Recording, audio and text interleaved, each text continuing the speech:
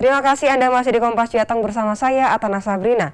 Kota Semarang memiliki banyak jejak peninggalan berupa masjid kuno, salah satunya adalah Masjid Terboyo. Keberadaan Masjid Terboyo ini tak lepas dari penyebaran agama Islam di pantai utara yang dilakukan oleh Pangeran Terboyo. Masjid Besar Terboyo dulunya didirikan Raden Mas Haji Muhammad Saleh Noto Diningrat yang merupakan Bupati Semarang yang menjabat pada tahun 1807 hingga 1821 Masehi, yang mana beliau mendirikan masjid ini untuk menyiarkan agama Islam di wilayah pantai utara. Lalu seperti apa detail dan sejarahnya? Langsung saja ikuti kami.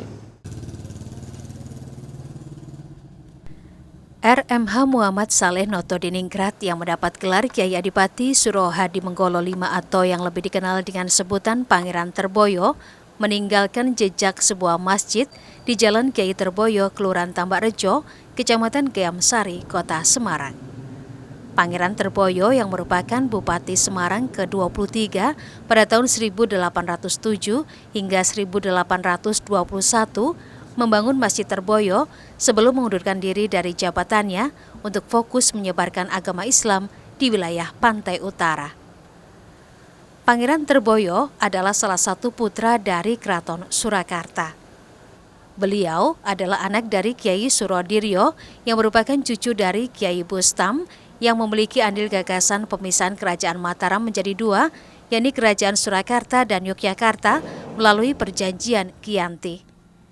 Oleh karena itu, Masjid Terboyo memiliki corak khas Keraton Surakarta seperti pada bagian cungkup kubahnya. Meskipun telah dilakukan pemugaran, namun sejumlah interior asli masih digunakan hingga saat ini.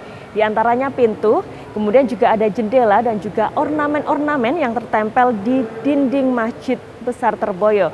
Kemudian juga ada mimbar yang masih digunakan hingga saat ini.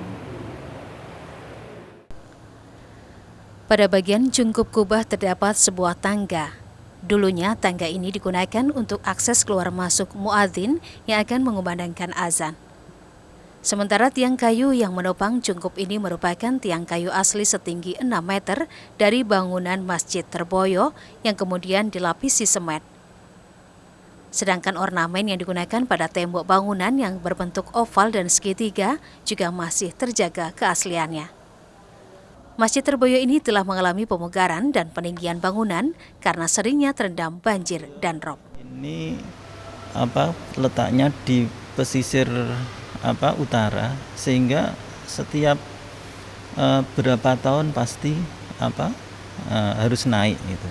Yang terakhir tahun 2009 itu dinaikkan sampai 2,90 meter. Itu yang masih asli banyak sekali. Jadi terutama bangunan utama yang di dalam ini pilar-pilarnya masih asli semua. Terus kita naikkan tinggi juga ini dari lantai 9 meter gitu. Dan yang di dalam ini kayu-kayunya masih utuh, masih asli dari awalnya.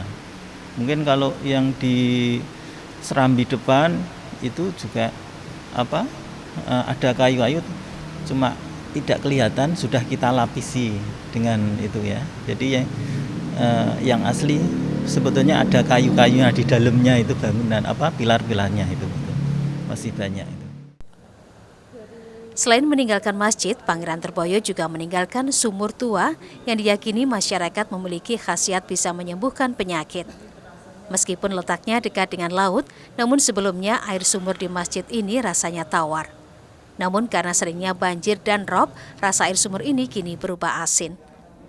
Pada bagian belakang Masjid Terboyo terdapat makam dari Pangeran Terboyo bersama istri serta keluarga dan pengawalnya. Kompleks makam ini sering dikunjungi peziarah dari berbagai daerah di Indonesia. Febriana Mila, Dedistio, Kompas TV, Semarang, Jawa Tengah.